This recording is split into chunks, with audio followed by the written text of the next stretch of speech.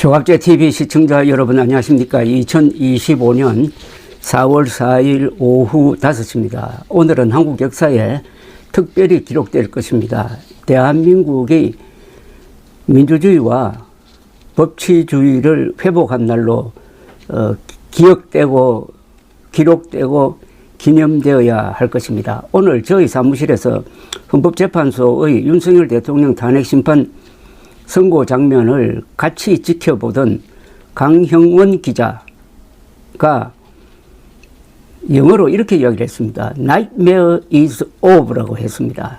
강형원 기자는 로스앤젤레스 타임스와 AP통신 등에 근무하면서 퓰리처상 2회 수상자입니다. 사진기자로서. Nightmare is over. 악몽은 끝났다는 그의 말에 저도 동감을 했습니다. 지난 4개월간 주술과 음모론이 드리워진 악몽 같은 터널 속을 헤매다가 햇빛 속으로 나오니 진짜 세상, 리얼 월드가 나타나는 것이었습니다. 오늘 사무실이 있는 광화문 주변을 걸으니 사람들의 표정도 한결 밝았습니다. 주술과 음모론이 아닌 현실과 사실에 기초하여 토론을 통하여 좋은 방향을 찾는 실사구시의 세상을 다시 찾은 느낌이었습니다. 공자의 말이 담겨져 있는 논어에는 군자 화의 부동 소인 동의불하라는 유명한 말이 있습니다. 군자 화의 부동, 군자는 생각이 달라도 환복한다. 그런데 소인배는 같은 점이 많은데도 불화한다. 바로 윤석열 전 대통령을 가리키는 말인 듯 했습니다. 문영배 헌재 소장 대행이 낭독한 선고문은 너무나 명쾌하였습니다.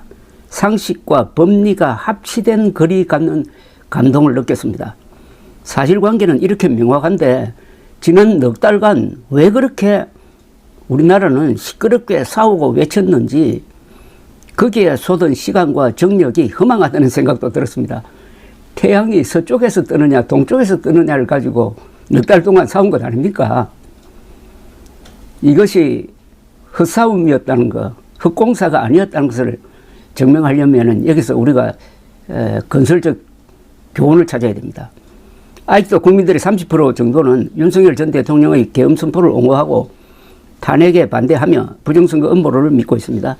물론 70%의 국민들은 진영 논리를 거부하고 상식, 사실, 헌법을 기준으로 판단하여 윤석열 탄핵에 찬성하는 것으로 나타나 한국의 역동적인 중심 세력이 건재함을 보여준 것이 탄핵 사태의 한 소득이긴 합니다.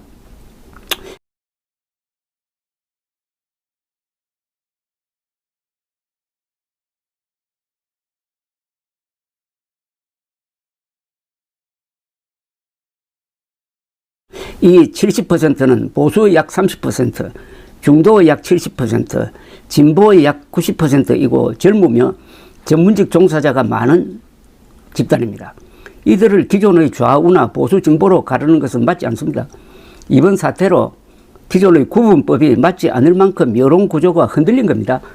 탄핵 반대 세력을 상식파라고 부른다면 이들의 목소리가 커지고 한국의 사회와 정치를 주도하게 되는 그런 미래를 상상하면 기분이 좋습니다. 헌법재판소 결정문은 한국 현대사, 특히 어린 민주주의 역사의 한 기준점이 될 것입니다. 서기 1215년 잉글랜드의 마그나 카르타와 비견되는 영향력을 가지려면 여기서 제시된 기준을 정치판에서 실천하는 세력이 강해지고 국민들도 일종의 국민교재로 삼고 학교에서도 가르치는 노력이 이어져야 할 것입니다. 4.4 헌재결정문은 민주공화국을 어떻게 지켜갈 것인지, 민주주의는 어떤 태도로 실천할 것인지, 공화국의 영원한 숙제인 권력자의 전횡과 국민의 기본권을 어떻게 조화시킬 것인지에 대하여 지침을 줍니다. 1. 계엄 선포가 고도의 정치적 결단을 요하는 행위라 하더라도 그 헌법 및 법률 위반 여부를 심사할 수 있다고 함으로써 통치권이나 비상대권을 대통령이 멋대로 행사할 수 있다는 윤석열 추종자들의 주장을 일축했습니다. 결정문은 또 소추의결서에서 내란죄 등 형법 위반 행위로 구성하였던 것을 탄핵 심판 청구 이후에 헌법 위반 행위로 포섭하여 주장한 것은 기본적 사실관계는 동일하게 유지하면서 적용 법조문을 철회하고 변경하는 것으로서 소추 사유의 철회, 변경에 해당하지 않으므로 특별한 절차를 거치지 않더라도 허용된다고 하여 절차적 쟁점을 깔끔하게 정리하였습니다. 이는 2017년 박근혜 탄핵 심판에서도 선언된 원칙이었습니다. 내란죄를 철회했다고 선동하면서 집요하게 물고 늘어졌던 언론과 여당의 주장은 간단하게 배척되었습니다. 3. 검찰에서 한 피의자의 진술 조서를 헌재에서 증거로 채택할 수 있는가 하는 쟁점에 대하여 헌법재판소는 결정문에서 상반된 견해를 소개하는 것으로 정리하였습니다. 4. 헌법재판소는 윤석열 대통령이 계엄 선포 이유로 든 국회의 정부 압박에 대하여도 그런 사실은 인정하면서도 계엄 선포 사유가 될 수 없음을 분명히 했습니다.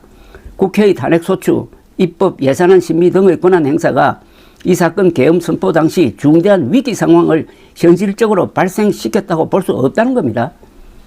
국회의 권한 행사가 위법 부당하더라도 헌법재판소의 탄핵심판, 피청구인 윤석열의 법률안 제의 욕구 거부권입니다. 거부권 등 평상시 권력 행사 방법으로 대처할 수 있으므로 국가 긴급권의 행사를 정당화할 수 없다는 겁니다. 군대를 동원한 방법 말고 정치적 방법으로 얼마든지 대응할 수 있었는데도 불구하고 비상계엄령을 선포한 것은 링 안에서 권투를 할 고투 선수가 상대방이 좀 규칙을 위반한다고 링 바깥으로 뛰어나가가지고 몽둥이로 싸우는 거하고 마찬가지라는 뜻입니다. 5. 헌법재판소는 중앙선관위는 제22대 국회의원 선거 전에 보안 취약점에 대하여 대부분 조치하였다고 발표하였으며 사전 우편 투표함 보관장소 CCTV 영상을 24시간 공개하고 개표 과정에 수검표 제도를 도입하는 등의 대책을 마련하였다는 점에서도 피청구인이 주장하는 부정선거 의혹 해명을 위한 군 투입은 타당하다고 볼 수 없다고 판단했습니다. 중앙선관위 청사에 투입된 병력은 출입 통제를 하면서 당직자들의 휴대전화를 압수하고 전산 시스템을 촬영하였는데 이는 선관위에 대하여 영장 없이 압수수색을 하도록 하여 영장주의를 위반하는 것이자 선관위의 독립성을 침해한 것이라고 했습니다. 6. 결정문은 피청구인은 국무총리와 관계 국무위원이 비상계엄 선포문에 부서하지 서명을 한다는 뜻입니다. 부서하지 않았음에도 이 사건 계엄을 선포하였고 그 시행 일시, 시행 지역 및 계엄사령관을 공고하지 않았으며 지체 없이 국회에 통과하지도 않았으므로 헌법 및 계엄법이 정한 비상계엄 선포의 절차적 요건을 위반하였다고 선고해가지고 국무회의가 정상적이지 않았음을 확인했습니다. 7. 헌법재판소는 피청구인은 국회의 권한 행사를 막는 등 정치적 목적으로 병력을 투입함으로써 국가안전보장과 국토방위를 사명으로 하여 나라를 위해 봉사하여 온 군인들이 일반 시민들과 대치하도록 만들어 국군의 정치적 중립성을 침해하고 헌법에 따른 국군 통수 의무를 위반했다고 선포했습니다. 윤석열이 무도한 계엄을 펴가지고 군인들과 일반 시민들이 맞부딪히도록 했다는 겁니다. 윤석열 대통령이 국회의 계엄 해제 결의를 방해하기 위하여 군대를 투입한 사실, 체포 목적으로 국회의장과 정당 대표 등의 위치를 확인하려 한 것도 사실로 인정을 했습니다. 8. 결정문은 체포 대상에는 퇴임한 지 얼마 되지 않은 전 대법원장 및 전 대법관도 포함되어 있었고 이는 현직 법관들로 하여금 언제든지 행정부에 의한 체포 대상이 될 수 있다는 압력을 받게 하므로 사법권의 독립을 침해한 것이라고 단정을 했습니다. 8. 헌법재판소는 피청구인의 법 위반 행위가 피청구인을 파면할 만큼 중대한 것인지에 관하여 다음과 같이 판단을 했습니다.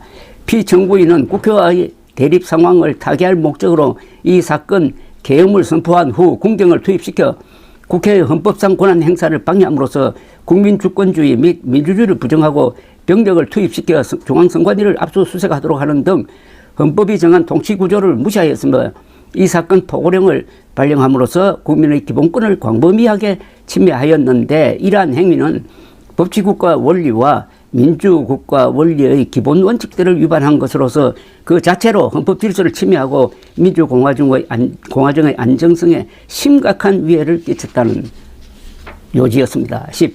헌재 결정문은 윤석열의 비민주적 정치 행태를 비판했습니다. 피청구인과 국회 사이에 발생한 대립은 일방의 책임에 속한다고 보기 어렵고 이는 민주주의 원리에 따라 해소되어야 할 정치의 문제이고 이에 관한 정치적 견해의 표명이나 공적 의사결정은 헌법상 보장되는 민주주의와 조화될 수 있는 범위에서 이루어져야 한다는 겁니다. 국회는 소수 의견을 존중하고 정부와의 관계에서 관용과 자제를 전제로 대화와 타협을 통하여 결론을 도출하도록 노력하였어야 했고 피청구인 역시 국민의 대표인 국회를 협치의 대상으로 존중하였어야 했다는 겁니다. 그럼에도 불구하고 피청구인은 국회를 배제의 대상으로 삼았는데 이는 민주정치의 전제를 허무는 것으로 민주주의와 조화된다고 보기 어렵다고 했습니다. 이렇게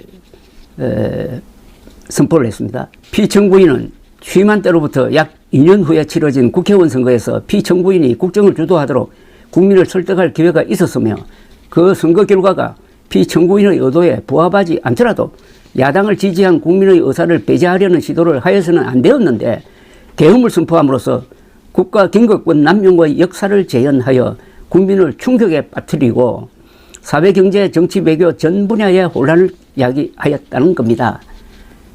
그러니까 윤석열의 무도한 계엄을 작년 총선 불복 책동으로 해석한 셈입니다. 이건 아주 중요한 관점입니다. 작년 총선에서 야당이 승리하도록 만든 것은 국민의 의지면은 그것을 승복해가지고 야당과 협치를 해야 되는데 부정선거가 있었다. 거기서 뽑힌 민주당 국회의원들은 반국가 세력이니까 이번에 계엄령을 선포해가지고 싹 정리해야 되겠다는 이런 망상으로 접근한 계엄이었다는 이야기죠. 10일 헌법재판소는 이렇게 결론을 내립니다. 국민 모두의 대통령으로서 자신을 지지하는 국민을 초월하여 사회 공동체를 통합시켜야 할 책무를 위반, 국경을 동원하여 국회 등 헌법기관의 권한을 훼손하고 국민의 기본적 인권을 침해, 그리하여 헌법수호의 책무를 저버리고 민주공화국의 주권자인 대한민국의 신임을 중대하게 배반하였다는 것입니다. 결국 피청구인의 위헌 위법 행위는 국민의 신임을 배반한 것으로 헌법수호의 관점에서 용납될 수 없다는, 그리하여 중대한 법 위반에 해당한다고 판단을 했습니다. 그래서 피청구인의 법 위반 행위가 헌법 질서에 미친 부정적 영향과 파급 효과가 중대하므로 피청구인을 파면함으로써 얻는 헌법 수호의 이익이 대통령 파면에 따르는 국가적 손실을 압도할 정도로 크다고 인정했습니다. 이에 재판관 전원의 일치된 의견으로 주문 피청구인 대통령 윤석열을 파면한다고 한 겁니다. 2025년 4월 4일 오전 11시 22분이었습니다. 감사합니다.